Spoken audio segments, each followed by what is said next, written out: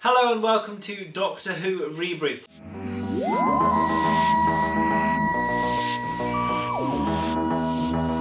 Today we're talking about this episode called Planet of Giants. It was a three-parter with Chris, Phil and Rob.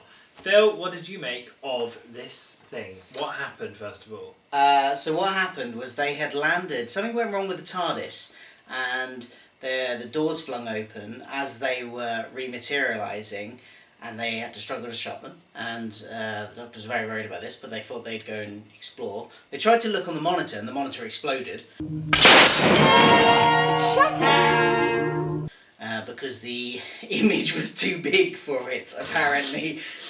We'll leave that one, let that one go. And so they went out, and there was a very strange landscape, and there was a giant worm and a giant dead ant, a giant dead worm and a giant dead ant.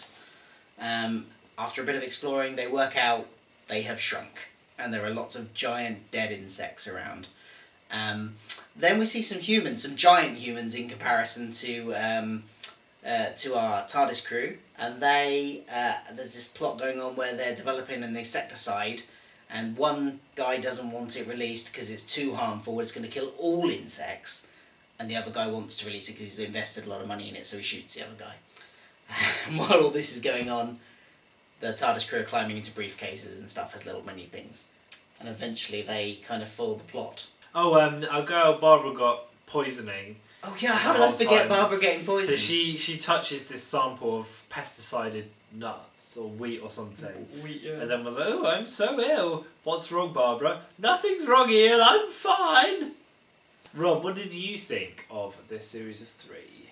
I think it might be my favourite story arc of the classic so far. Uh-huh. Firstly, because it was a three-parter, so it was fairly condensed in comparison to the others, so the pacing was pretty quick. And it was equal parts of serious and comical, because you had the kind of quite serious in the full-size world. You had the serious story arc of the ethical dilemma of investing in the pesticide market, which is quite an interesting storyline. But then the flip side of that was the Doctor was a tiny little person and was running away from a giant cat and things like that.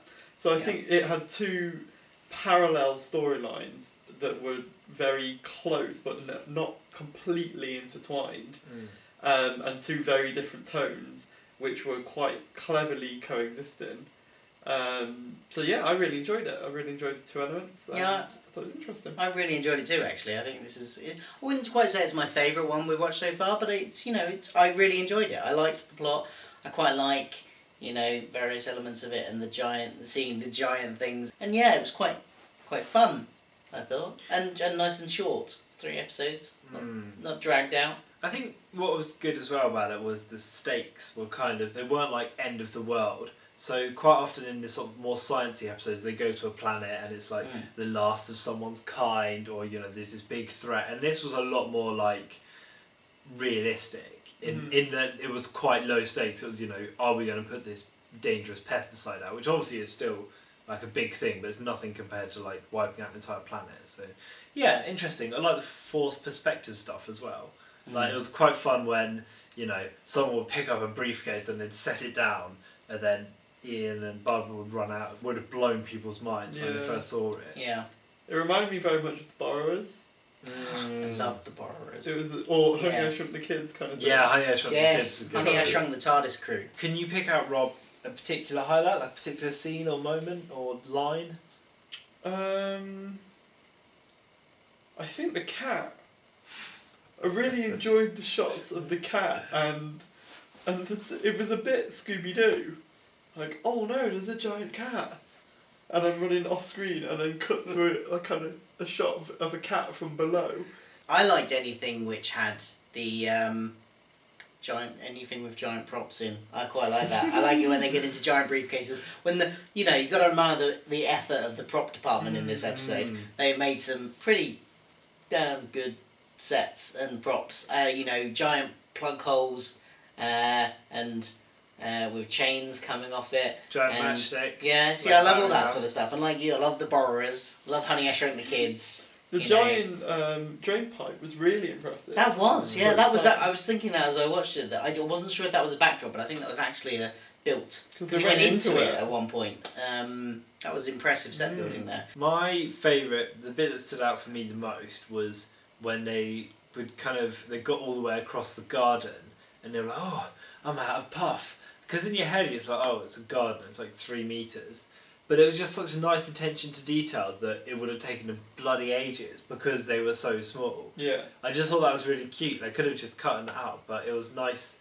I don't know who came up with the idea for this episode, but they showed such really good attention to detail and kind of focus on how it would be to be that small. I liked the way at the start they were trapped between the gaps in the crazy painting. Yeah. Which is quite good.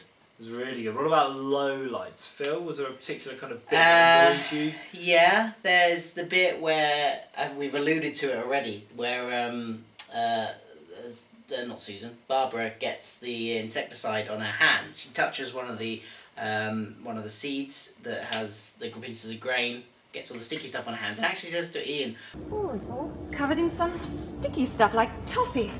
He then gives her a hanky to wipe it off with, and then it's only about 30 seconds to a minute later that he works out that it's insecticide on the seeds, and he says to Barbara, well, don't touch anything, eh?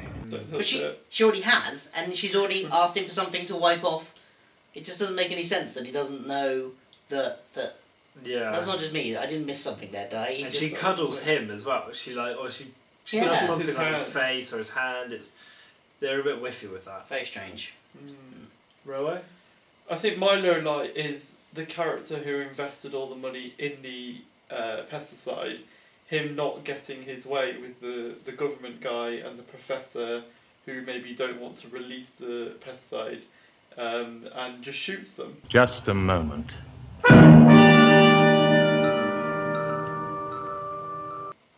It's like, would that really happen? If I know some corporate deals are a bit shifty, but if they don't get their way, they don't go around to the minister's house and just shoot them.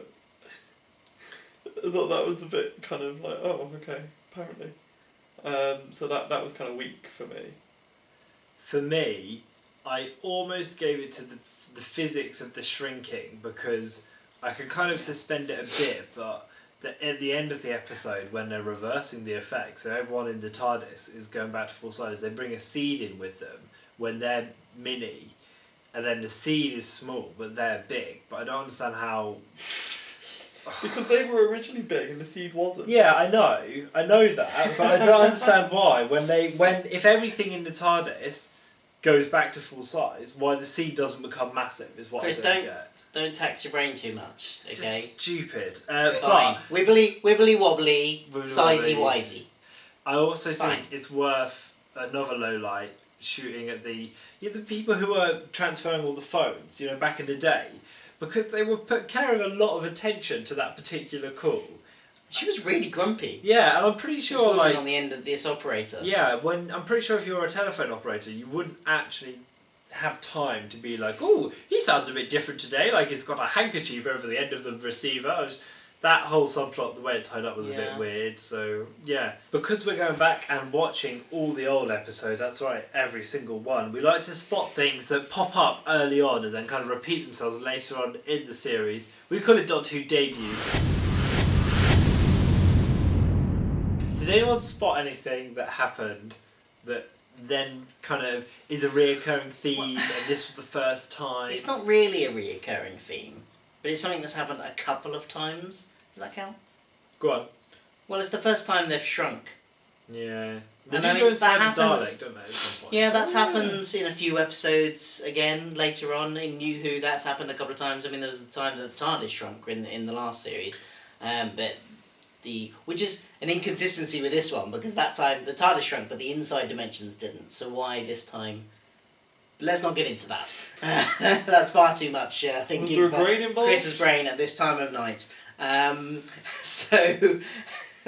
But there's also when they went into Dalek, so it's kind of one, but it's not really a trope of Doctor Who. Because It's not like rides an ant, doesn't he? Have I made that up, or is there a thing of him riding an ant? you think it. You I'm- confusing I'm- Ant-Man with Doctor yeah, Who. it's quite late here when we're recording this one. Rob, did you spot anything? It's the first time there's been a real kind of TARDIS focused episode, which happens a lot later on. I feel like. Did you forget the whole episode where they were stuck in the TARDIS for 2 episodes because the button broke? Oh yeah, there was that. But it's the first time we've kind of seen a fault in the TARDIS or something revolving around the TARDIS being the core element of the episode. Again, button broke. I mean, that was just the TARDIS was the setting. And the cause. And it's broken. Yeah. Yeah. Denied. Sorry, that doesn't count.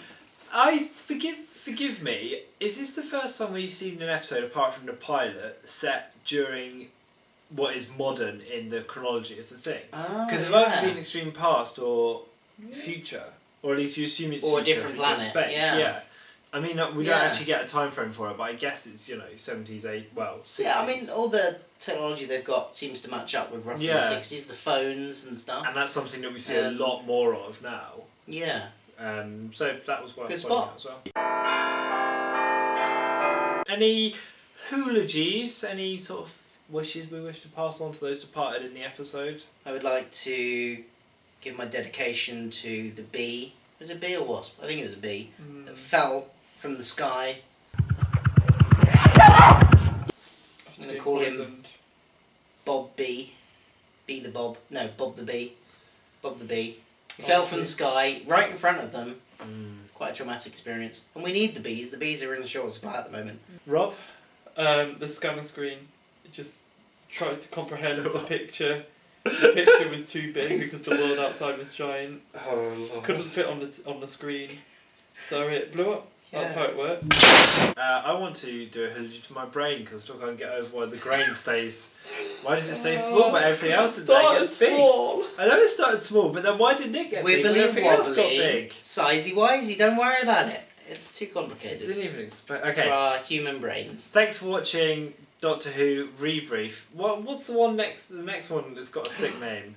Well, It's like a 6-parter. it's the invasion of the Daleks. Second Dalek serial. Oh, so excited. Click Rob's face for more Rebrief. Click Phil's face to go back in time and explore the debrief archive of the series which inspired this one. We'll be back next week with another journey into old school Doctor Who from Rob, Phil and Chris. Thanks for watching.